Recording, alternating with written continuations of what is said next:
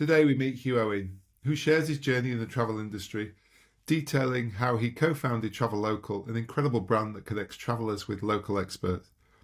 He discusses the importance of local knowledge in enhancing travel experiences, the challenges faced during the COVID-19 pandemic, and the strategic decisions that he and his partner made to ensure growth and sustainability.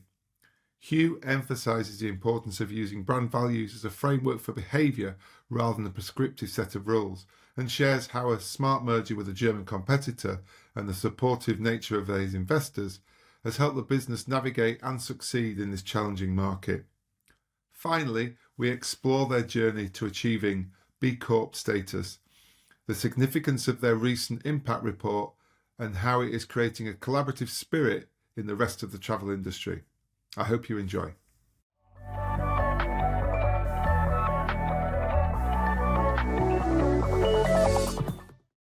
Morning, Hugh. Thank you very much for joining us on the podcast. Morning, Steve. Good to be here. Right. So we are luckily on this rather cold day in January talking about holidays and far distant climes, which should hopefully warm everybody up. But it'd be great if you could just give us a bit of insight into your past, Hugh, about how you've got to be in the position now with TravelLocal. That'd be fantastic if you could just share that with the listeners. Sure. Yeah, happy to do that. I guess the first thing to say is the travel industry takes a lot of, takes all sorts. It's not something that you necessarily need to study. We get people from all disciplines. So as you can imagine, I just fell into it. I didn't kind of plan to be in the travel industry. I'm a lifer, so I've been in the industry nearly 22 years now. And I got in partly because I loved travel and didn't quite know what to do with myself when I left uni. I went to live in Japan for a couple of years as a teacher and came back, slept on a mate's floor in London for a few months trying to get to journalism. But journalism's loss was the travel industry's gain. Saw an advert in The Guardian for a tour operator based up in Oxfordshire that was looking for somebody that had been to some of the countries that I'd been to, and I thought, oh, okay, well, I'll give that a whirl. And then actually it turned out to be a good fit. So I was on my way in the industry. And then since then I've done all sorts of things, really. I guess the most prominent things would be I worked for the United Nations for a few years as a consultant in tourism development. So I was working at projects in Central Asia, Uganda, Turkey, Egypt, which is really, really interesting. I learned an enormous amount, and it was fun, but also really hard work. What was it? Sorry if you don't mind asking. What was the angle that you were working in the United Nations? Is that to improve how they offered tourism, or improve their what was the angle? So there's a lot of countries in the developing world that have tourism potential that's untapped, basically. Have you ever wondered why, for example, tourists that go to somewhere like Egypt only go to about 3 or 4 different locations? It's because the other locations are underdeveloped and underpromoted. And so any kind of help to increase tourism footfall, or the right kind of tourism footfall, to those lesser visited locations is a net benefit to everyone. And that was basically what I was working on. And I was working directly with SMEs and micro SMEs, so really sort of tiny businesses, especially in Uganda and in Turkey. I worked with very, very small businesses there to try and help entrepreneurs in those countries get to grips with what tourism requires of them and how they might be able to shape it and take control and own their own sort of future prosperity, basically.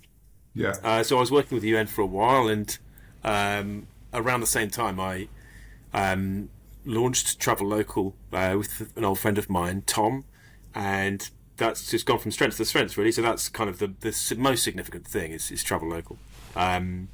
We had the idea in about 2009, bought the URL. It was the most expensive thing I'd ever bought when we bought it, but it was well worth it. And then here we are, about sort of 15 years later, and the company, if you told me that this is where we would be, I would never have believed you. So it's a kind of unrecognisable transformation over the years. And was Tom's a similar background? Was he in the travel industry as well? He was, yeah, or is. He and I met. Still going. He is, yeah. He and I met at a tour operator, that same tour operator in Oxfordshire. We met there.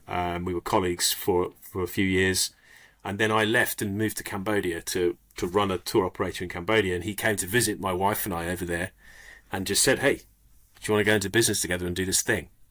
And so I looked at this sort of description on a bit of paper and I thought, yeah, why not? And then here we are. Oh, yeah. That's it. You're still together. There you go. And did the two of you bring different skills, or was it just that you just had a common purpose and Yeah, vision? no, we are quite different.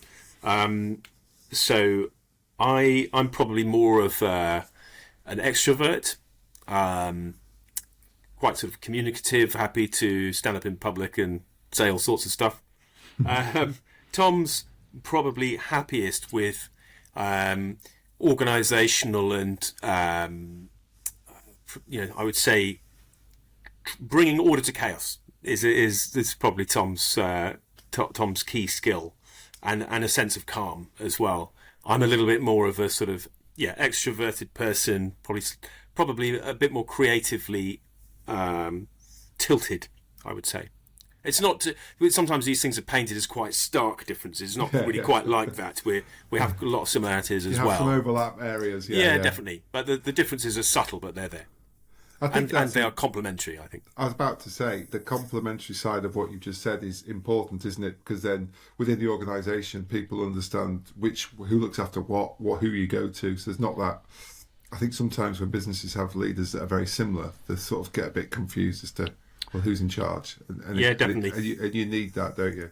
Yeah. So you've got this wonderful line on the website, the purpose around this connecting people to reimagine travel, which is obviously that's at the heart of TravelLocal. Just explain a little bit more to people if they haven't heard of the brand as to what you actually do, because it's a wonderful service and product that you offer. Yeah, thanks. Yeah, I'd love to do that. So I can give you the short version, which is that by going through our website, you're basically connecting directly with the best vetted tour operators in your destination, and you can book with them directly in a secure packaged environment. We're members of ABTA, and we've got an ATOL license, and etc. etc. So it's a very kind of regulatorily secure, very kind of blue chip way to book a holiday. But the people that deliver it and sell it to you and create it, they are local experts based in the destination itself. There's a slightly there's different ways that you can cut the more sort of business lens of this. There's different ways that you can look at it.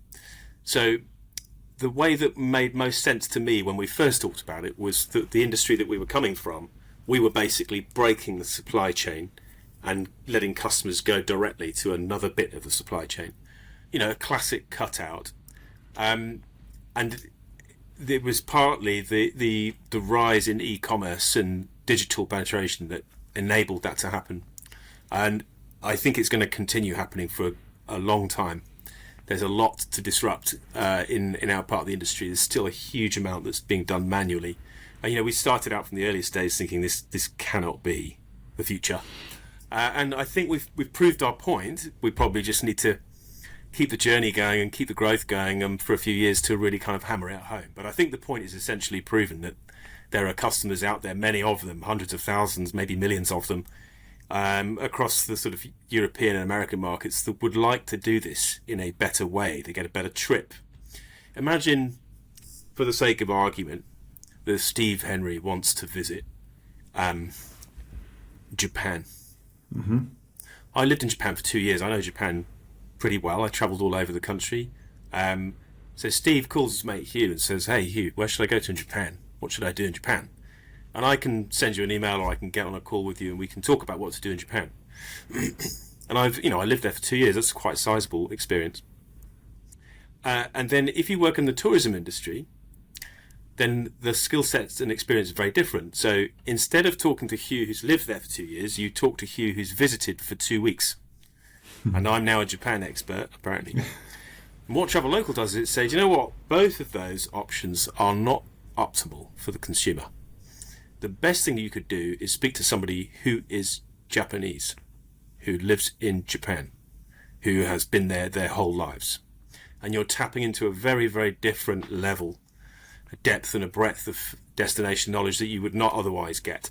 So that for me was like the light bulb moment when I realised, why is this industry constructed in this way? Let's break it and see if we can persuade as many consumers as possible to go directly to the local experts on the ground. And how does that practically work then? So let's say you, instead of helping with Japan, you introduce me to your local guide or guides in Japan. Do they? So yeah, Sorry, go on. Yeah, no, I won't answer. finish that point. Well, I was going to say the guides bit is interesting. So the guide, the individual guide, is the person sort of right at the very end of the supply chain, and those people are extremely difficult to find as a consumer. So look, I'm going to go to Peru. I need a Peruvian guide in Cusco. You know, this. Where do you find them? Do you know? I don't know. You can try Google if you like, but you're going to get a very significant case of information overload. So what you actually need is a coherent organisation, a travel company that's based in Peru. Then you're cutting out the bits of the supply chain you don't really need, and you can go straight to the bit on the ground. And those people obviously know Peru extremely well. So the website does the introduction bit. You're communicating directly with them. We vet them in the background. We select all of these companies. From our own industry experience, we know who's good, who's not. We know why people are good, what makes them good, etc., and trustworthy. And then all the connection, all the communication is done through our platform, so it's all sort of secure information. And then itineraries are created and swapped between consumer and local partner on the ground. And then all the booking and payments, etc., is securely done. So it's all the way through. It's not just like a connection tool. There's a lot more to it than that. And we have lots of repeat customers, people who just come back again and again because they just prefer it. And so we cultivate that as well through our platform and through our brand. That's interesting. So you give people that local direct experience, but with all the security that you haven't sent money to some foreign country you've never been to that you're not sure is there. So you're giving people that real good peace of mind, aren't you, with travel? Yeah, it's crucial. If you imagine if Steve Henry was perfectly happy to travel to Uganda and just book it all himself online before he goes, good for you, Steve. Right? There's some people who will do that. I don't recommend it if you are if you've got the means. If you've got the means but not the time, then you need to pre-arrange something really and book something. And you can do it all securely, etc., through TravelLocal. So you skip out a lot of the risk and the problems of going directly to the hotels, for example, and guides on the ground in somewhere like Uganda. If Steve was going to Wales, they probably wouldn't need TravelLocal, and that's fine. But Uganda, I think you probably would. Peru, I think you probably would. Mongolia, I think you probably would. Yeah. So I think it's that case of that balance, isn't it, with it? And what type of holidays do people tend to take? Are they sort of adventure? Are they exploring? Are they trekking? Or are they beach holidays? Or we get a huge variety. In fact, if you think about it for a minute, we've got 230 local companies on our platform across 95, 96 destinations, something like that. Mm-hmm. And these companies, they're incredibly experienced. And so they just get an enormous amount of variety. You can cater for everything that you just described. I'll give you a good illustration of this. It's quite interesting once you realise. So we've got a partner company in Greece, for example. They're dealing mostly for us with the American market rather than the UK market. They have, over the last decade, they must have welcomed to Greece north of 50,000 American travellers.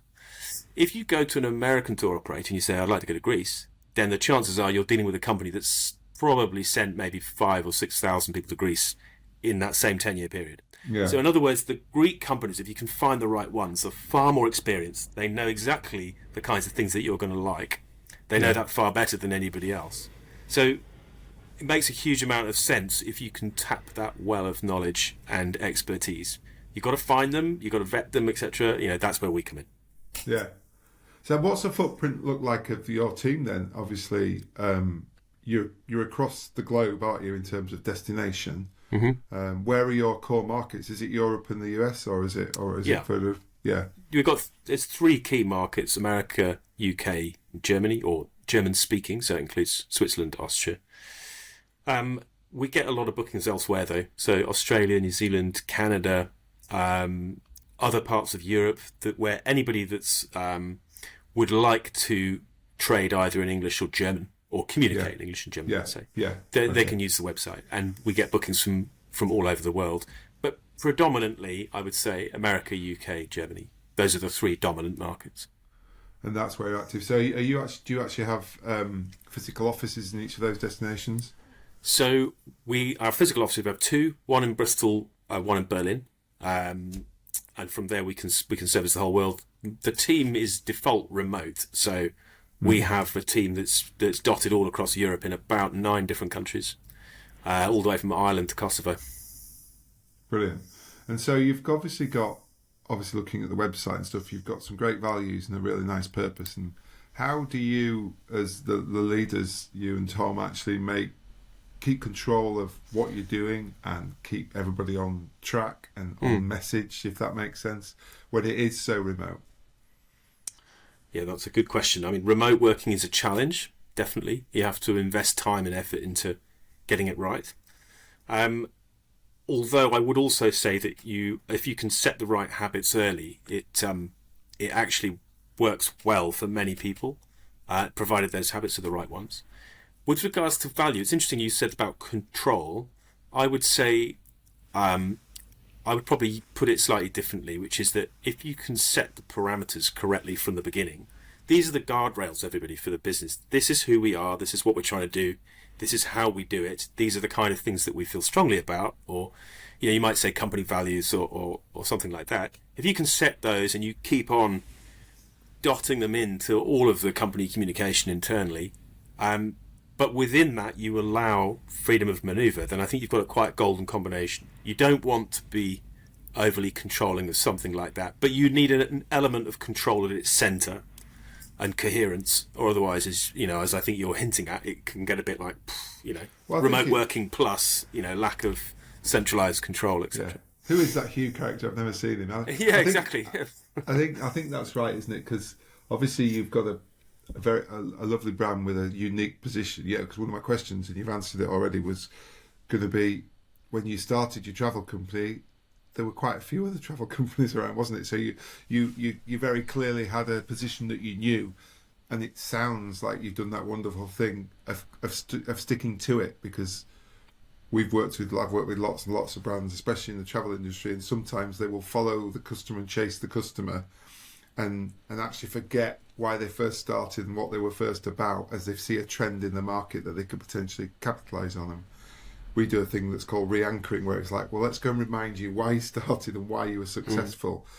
And listening to you and reading and researching, as I always do for these things, it seems like you've had a very, very good, steady path of being very clear about what you are and where you fit in the market and what you're solving for your clients. Is that fair to say? Yes. We haven't wavered from the central premise of the business, which is about that connection to local companies on the ground. So we don't deviate from that, and the company values have been set. I mean, been fixed now for a good, I think, 6-7 years, something like that. And so that's brought coherence to everything that we do. It's interesting that you say about, there's lots of travel companies. There's so many. Yeah. There are so many. There were so many when we started out. I guess, without wishing to launch 1,000 competitors, the one thing I would say is that this is probably true not only of travel, I'm sure it's true of many other industries as well. Just because you perceive there to be a lot of companies out there, it doesn't mean that there isn't room. It doesn't mean that there isn't a disruptive thing that you can do. There's travel is an enormous industry. It's a great industry. It's something, it depends how you count these kind of things, but you see some figures that say it's about 10% of global GDP. In some destination countries, it's a very, very important, strategically important industry, and it provides a huge amount of human jobs.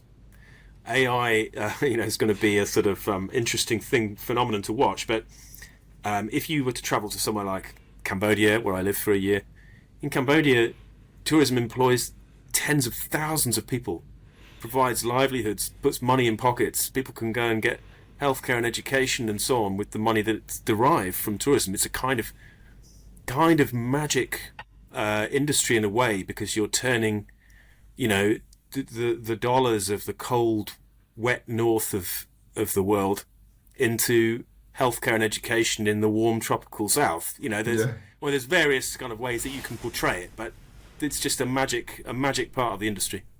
Yeah, brilliant. So do you tend to see the team view their jobs as nearly vocational because they are travel junkies themselves. Is that what you tend to see, that you seem to attract people that love travel? Oh, we definitely attract people that love travel. To be honest, I think if you were to do a random sample of 100 people sort of working in e-commerce, just very generally, about 98 of them will love travel. So yes, it's a common factor, but it's common to many, many people.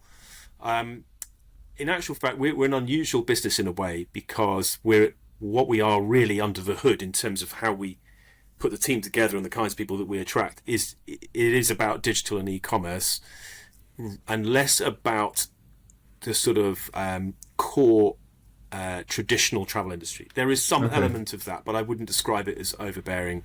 It's essentially a digital e-commerce business. And so we get people with all sorts of skill sets, from product and UX, web engineering, digital marketing, SEO, like all sorts of stuff, CRO. You get the whole gamut, really. Yeah, and that's because your travel expertise comes from the actual local person, if that makes sense, the local company.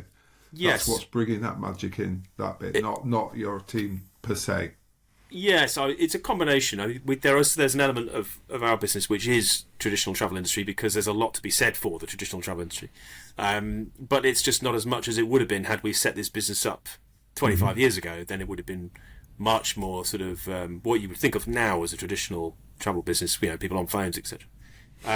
We're not structured in that way, and it's partly an accident of timing of when we launched, and the fact that there was an opportunity in digital.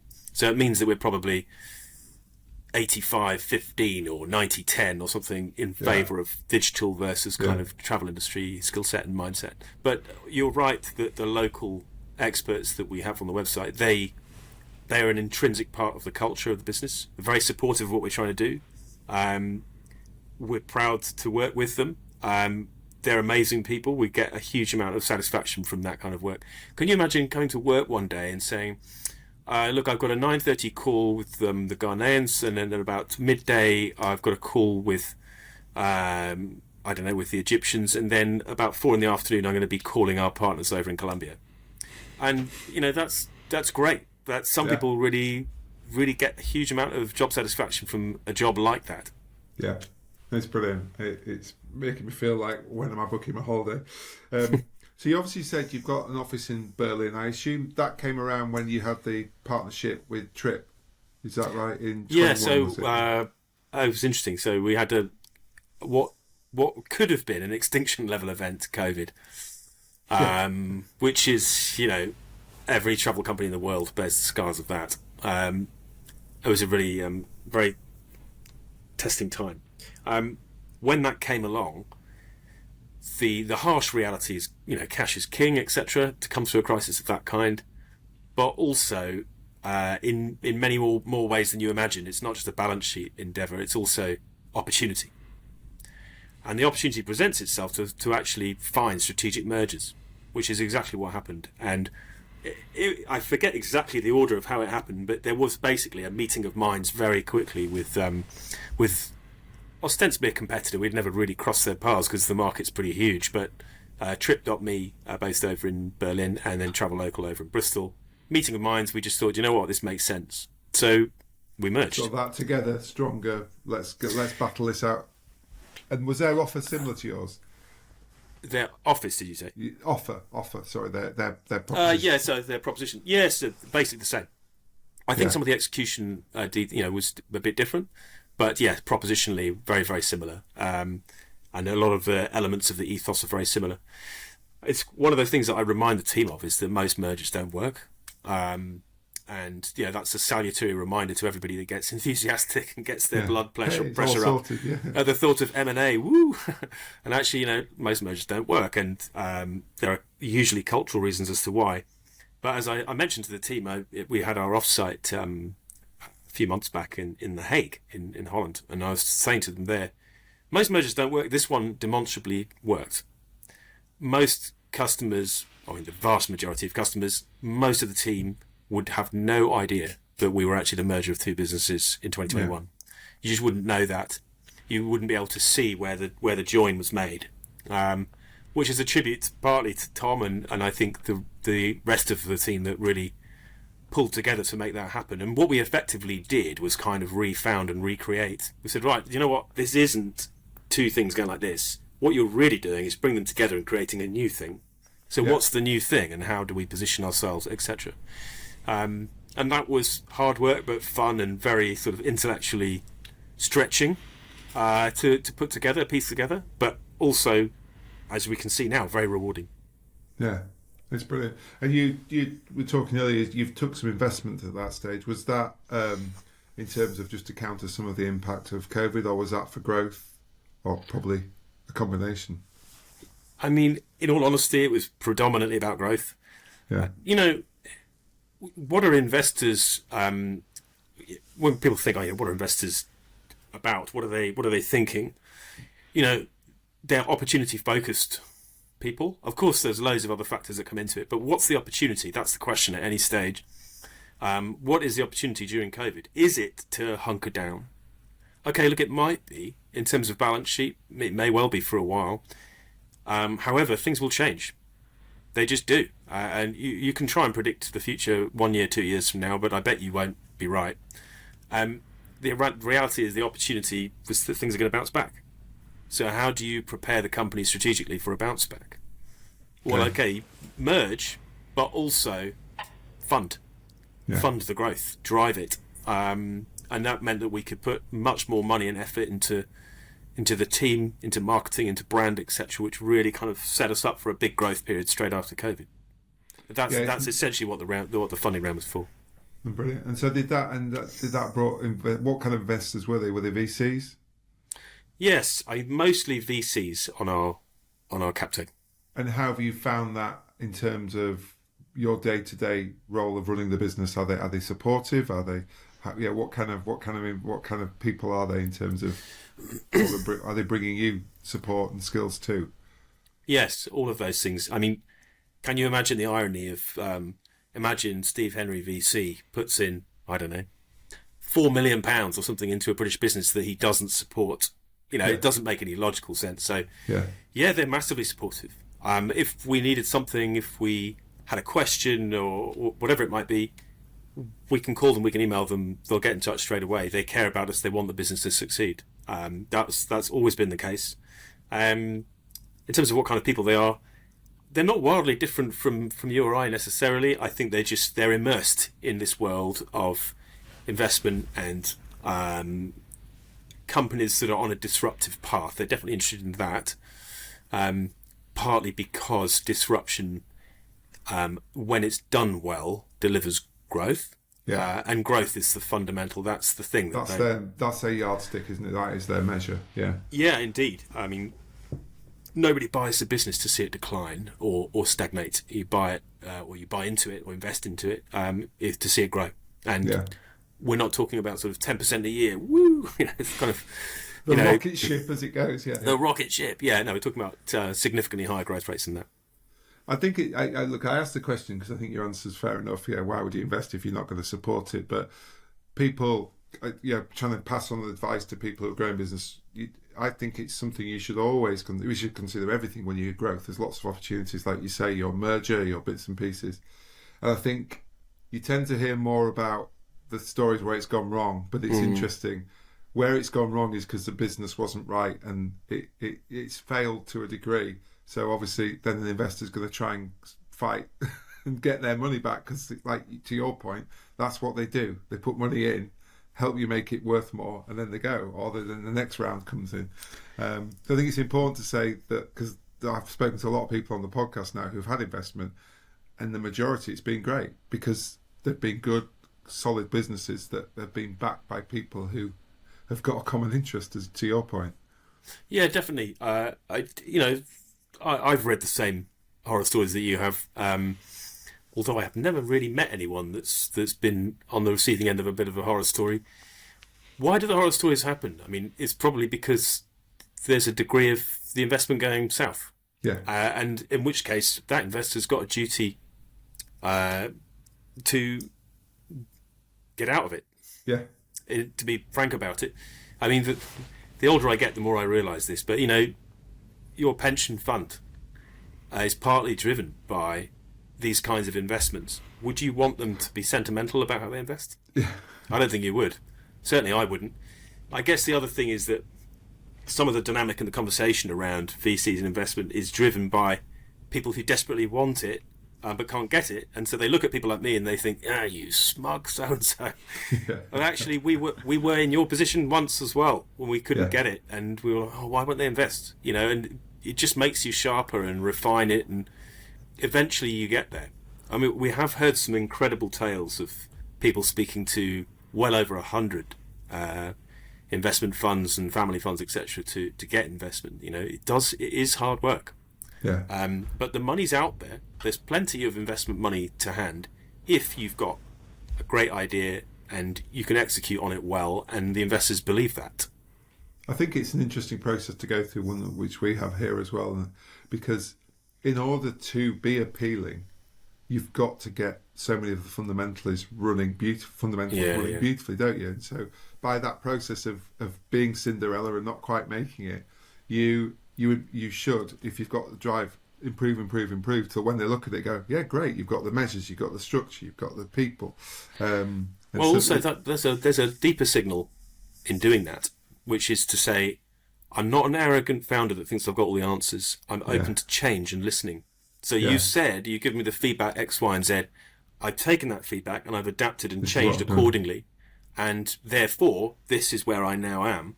So as an investor, that doesn't necessarily mean I'm just going to whip out the checkbook, but it does mean, hey, this person listens.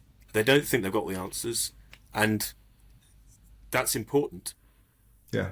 And if you think about it, like you say, in our slightly older years, to a lot of people hopefully listening, is that you realise businesses, that it's people doing business with people. And however great that business may look from the outside, if the owner or the investor, when they meet, clash, it's never going to work, however much money it's making, is it? Yeah, I think chemistry is important. Yeah, that's definitely the case. But then it's always been important in business, hasn't it? I mean, let's strip away for a moment the sort of post-Silicon Valley, 90s onwards kind of investment boom, etc., and just wind the clock back. I don't know, whenever you want to go back to the Victorian era. It mattered whether you got along with your customers or your colleagues or your rivals, and there is a way to conduct yourself, but still be able to be disruptive. But yes, you need to conduct yourself in the right way, and chemistry will deliver. It won't deliver you 100% of what you want, but it's a part of the mix. And it's why people will choose you if they like you and like your team. And I suppose that's why it's so important when you kind of find partners on the ground in the different destinations, that you go, they believe our values, they're cut from the same cloth to a degree, so that people, if they go to Japan or Cambodia, have got a similar experience, be it very unique to the destination. Yes, there's an interesting tension there between variety and standardization, which is kind of inherent in the question in a way. But yes, and what you say is true. And there's a pleasure in the fact that TravelLocal itself is effectively an umbrella for 230 entrepreneurs around the world. Yeah. Of course, they have other umbrellas, right? But we're one of those. So imagine one of the things that I sometimes say to our customers is, when you're traveling with this company over in Cambodia, you're supporting a Cambodian entrepreneur. It's not just like TravelLocal with offices in Berlin and Bristol or what have you. It's also, there's a company there with an office with people inside it. Yeah. The Cambodian company that I used to work for, we had about 110 staff, of which I think 3 of us were expatriates. So there's 107 people there, Cambodians, working in that business. My boss was Cambodian, the owner was Cambodian. So when you book with a company like that, you're supporting their economy very directly as you realistically could. If you want a full holiday, that's the way to do it. Brilliant. It's a lovely tale, isn't it? And I can see why it's appealing. So you've just recently, I saw that you've had this impact report come out with you because you got your B Corp status. Was that last year? Yes. God, I still can't get used to saying it was last year. It was last year. I'd written it last year, not just because it's like this year, because it's 24. No, we are in 25 now. We have to go backward. So tell me a bit about that, because obviously I think I've met a couple of companies that have been travel, and sometimes you always think it's a challenge to get a B Corp status with somebody that's fundamentally involved with flying people all around the world. I know not directly, but subdirectly, and that impacts your B Corp score. So what's been the drive for that, Hugh? Can you give us a bit of insight on that one and that report that you've brought out as well? Sure. Well, firstly, on the let's start with the impact report, because that covers the whole waterfront, and B Corp's one specific bit of it. The impact report and the impact that the company's trying to have is across many different things. The impact report itself, we just wanted to collate it and communicate it as succinctly as we possibly could. There's a huge amount of effort, and I pay tribute to colleagues, current and former colleagues over the years, who helped to kind of drive it in that direction. It's not just Hugh and Tom, hands on the steering wheel, and we just take everybody in a particular direction. It's also been pushed for by the team, and particular things, ideas, and ways that we can kind of bring about the impact that we want. So what you're reading in that impact report is the summary of a huge number of people's efforts in that direction. The other thing I'd say about it is a lot of it is, I think the jargon would be greenfield. It's quite new. It's quite a new area. You just drive in and don't really kind of think too much about parameters and guidelines and so on. You think, right, should we do this thing? Yeah, let's do this thing. What is this thing? I don't know. What are the consequences of this thing? Oh, I'm not sure. It's just completely new, which is great. It feels quite innovative, but it's also a bit sort of, we're out on our own. What are we doing there? Why are we doing this thing? So there's a lot of that, and I think we'll see more of this, where people just have to experiment in order to drive the field forward in sustainability. And it's progressed in large part because people are prepared to push it in that way and stretch it. As part of the process of generating the impact report, we created an impact score framework. It's internal only because it's self-marked. Yeah. We thought, well, look, if we make it public, then we have a vested interest as a brand to say, well, look, we can greenwash our way up to such and such a score. So instead, we said, look, let's make it internal, and by doing it that way, we can just be very critical. Critical eye. Have we really done this? Do we really deserve the points? And so we have that score internally, which has helped to organise our thinking and efforts in this area. One element of that is B Corp. There are other elements. So, for example, Decarbonization and emissions measurement, which you touched on. We'll come back to that. Then also our 1% Fund for Good, which is basically 1% of the net revenue of the business, is given to 4 different global charities working in different areas. So there's Tree Aid as one of them. We've got Just a Drop, Wildlife Alliance, and there's one more. So momentarily slipped my mind, but there's 4 charities that we support. We're very vocal about supporting them, and we're very proud of that support. So that's great.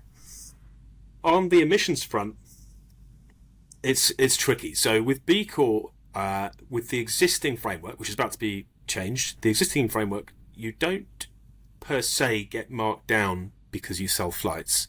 Mm-hmm. You would get marked down if you sell flights but don't measure your emissions. And I think any effect is relatively small of selling flights, or the fact that there's carbon is burned in the process of taking a flight. As it happens, we don't sell flights. In fact, because of our business model, we are essentially we don't have the emissions of customer trips in our emissions measurement. We effectively had to create a new emissions scope to accommodate that, but it's not taken account of by things like the Glasgow Declaration or B Corp.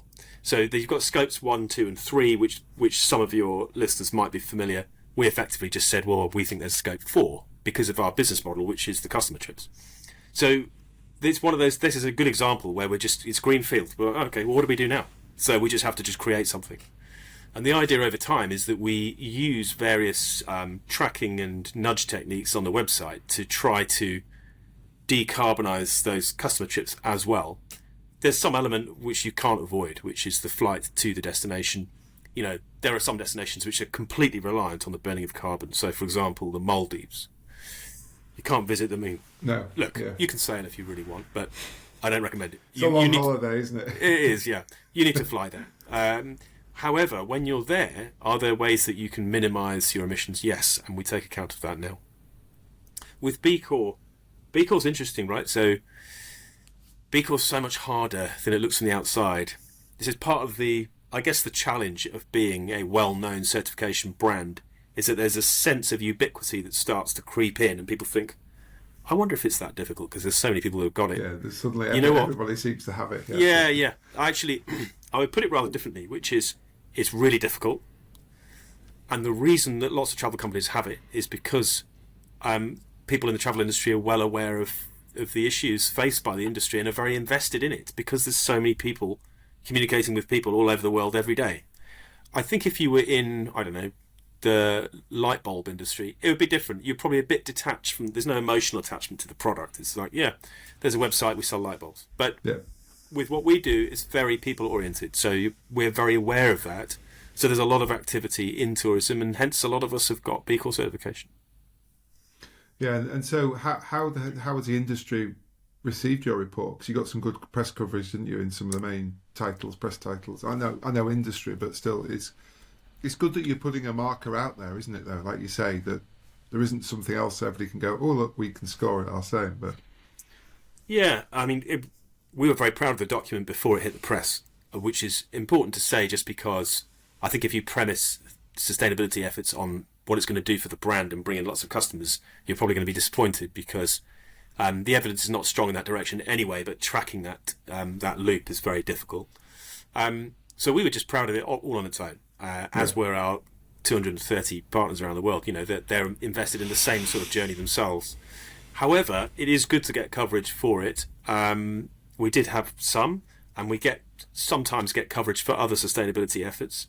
And the feedback has been uniformly positive. I think people appreciate when the effort has gone in to create something like an impact report, because by its nature, it's comprehensive, and it's not a sort of one subject, one hit thing where you think, oh look, there's this, like a tweet, oh look, 140 characters explaining this charity that I support, brilliant, gone, in one ear out the other.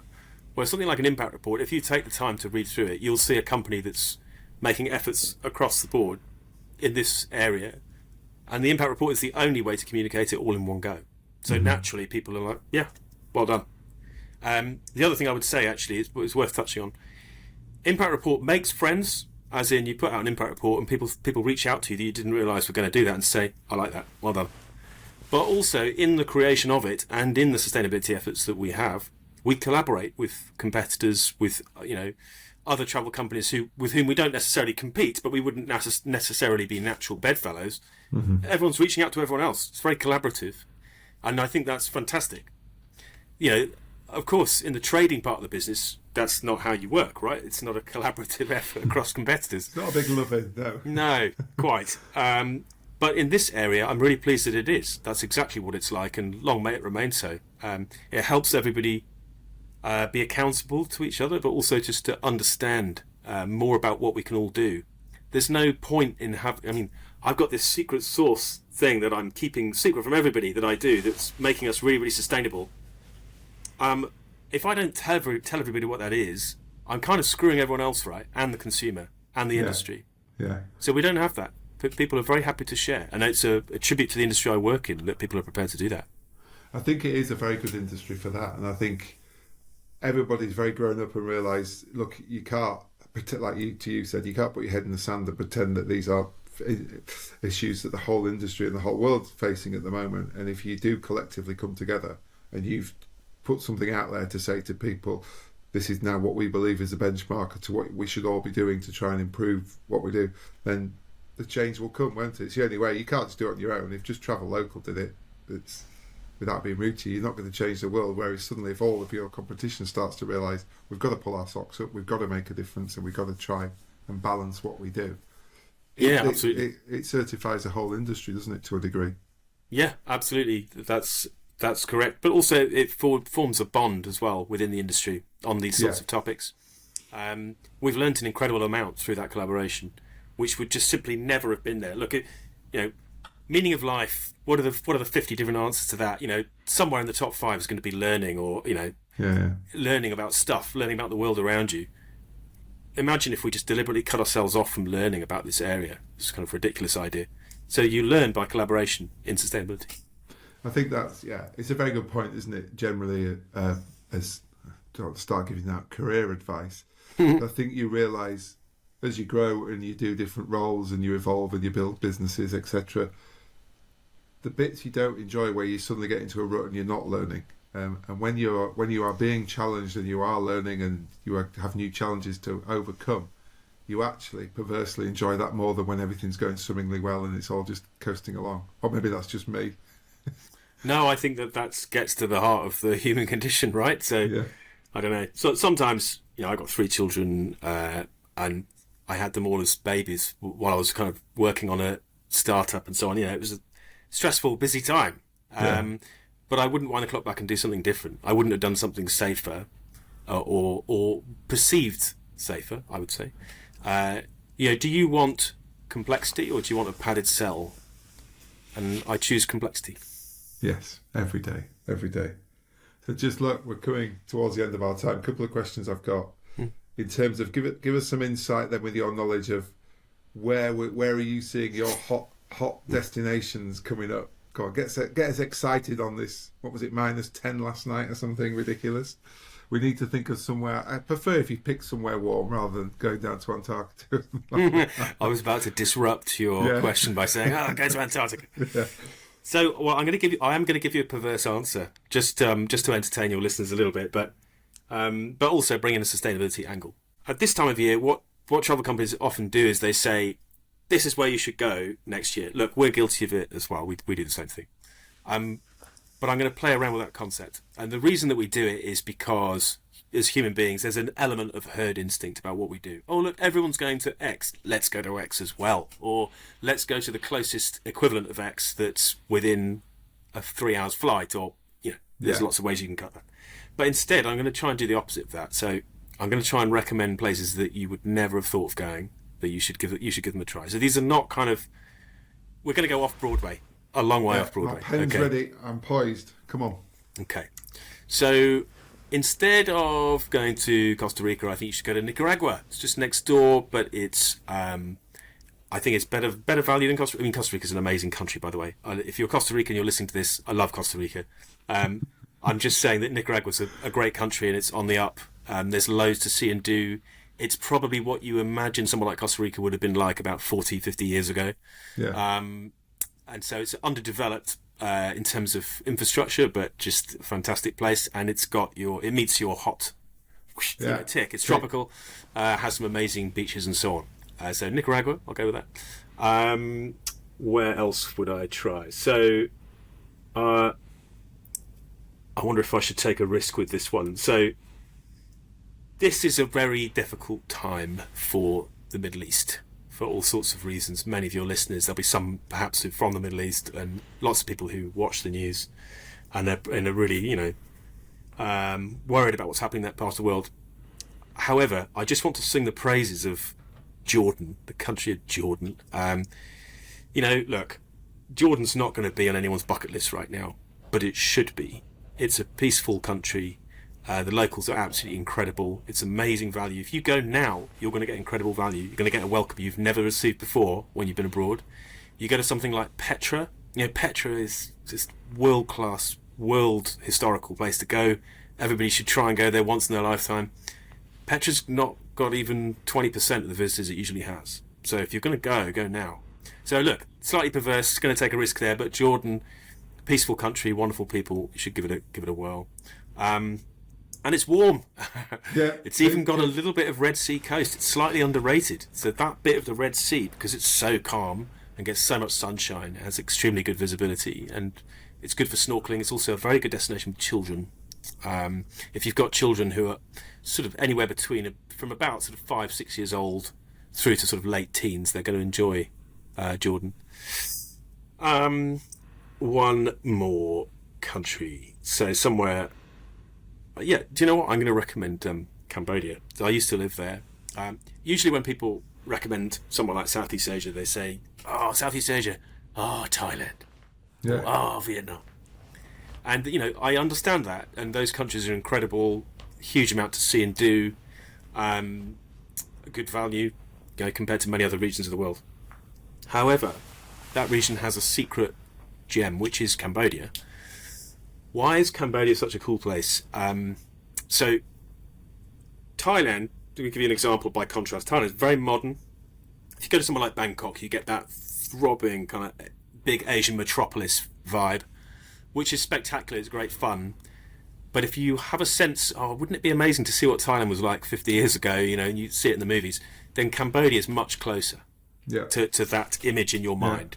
It is a bit rough and ready. In some cases, I would say slightly edgy, Cambodia.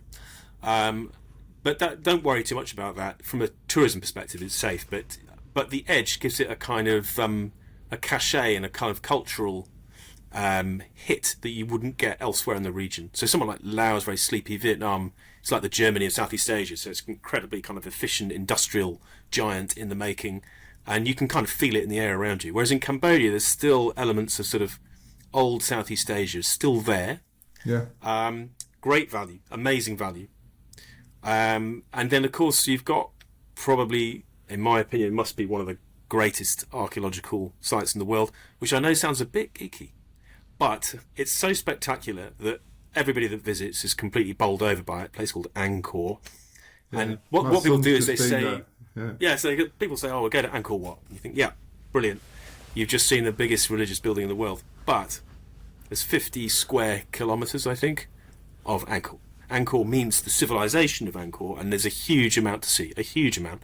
You could be there for, I lived there for a year, and I visited Angkor maybe 6 times, and I went a few times before that on various trips. I haven't seen even 5% of it. Yeah.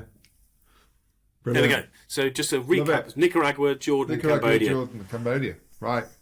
Get on your site and get talking to the locals and get the trip plan.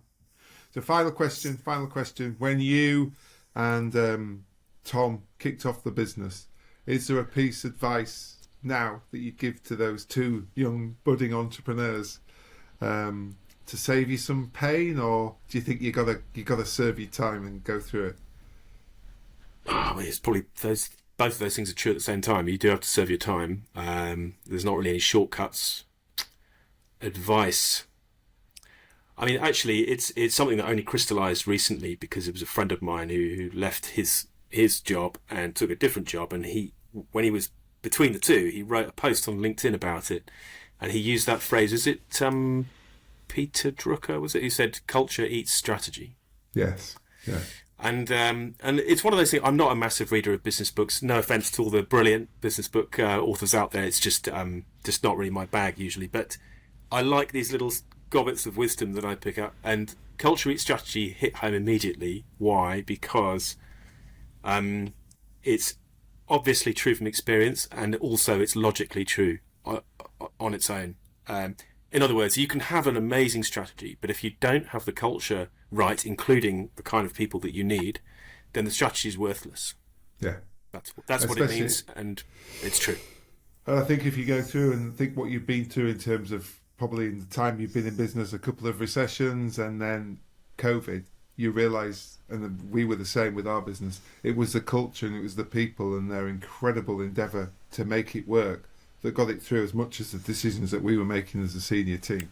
Because without them, nothing would have happened, would it? You just imagine if you come to work every day and you really believe in the company that you're working for. That's quite a different feeling. Yeah. I wouldn't think there's most people working in the economy, in the British economy on any given day, necessarily think that about where they're working. Yeah. But that's the beauty of doing something different, working in a startup or a scale up, as we are now. That's the beauty of it, is that you come to work and you have belief in what you're doing and what the company's trying to do, rather than, working in a sort of, corporate behemoth or something, trying to kind of make an impact, someone like that. It's just very different. Exactly. You're either excited by that or you're not, aren't you? Yeah. I think that's why we all do different things. Indeed. Hugh, brilliant. I've loved that. Thank you so much for sharing. And we'll hopefully see your sales soar in those 3 destinations this year. Indeed. Well, great. Thanks very much for having me on. It's good fun to talk. Take care. Bye-bye. All the best.